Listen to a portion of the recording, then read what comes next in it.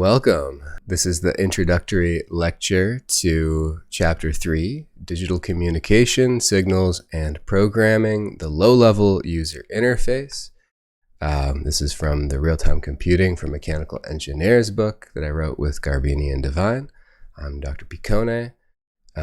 Check it out on the MIT Press website or on the companion website, rtcbook.org. Okay, digital communication, signals and programming, the low-level user interface.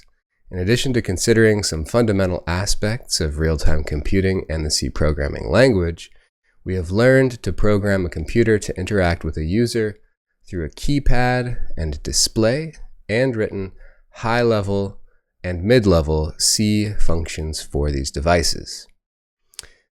We have been relying on low-level driver functions for communicating with the user interface, UI, devices, which, because they are not part of the target computer itself, are called peripheral devices. As we have seen, getKey returns a character from the keypad, and putChar LCD prints a character to the display. How do these low-level driver functions talk to their respective peripheral devices? The functions use the input-output, or I/O, communication systems available on the target computer.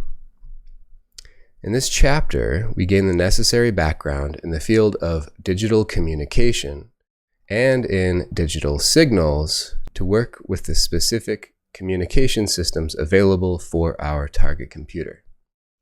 In lab exercise 3, you will write getKey and putChar LCD to complete the suite of UI functions developed in chapters 1 and 2.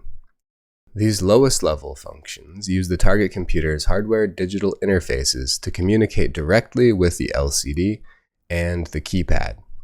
Background on the target computer's I/O hardware and programming is given in sections 3.7, 3.9, and 3.10, and we'll interleave some necessary C topics in there as well.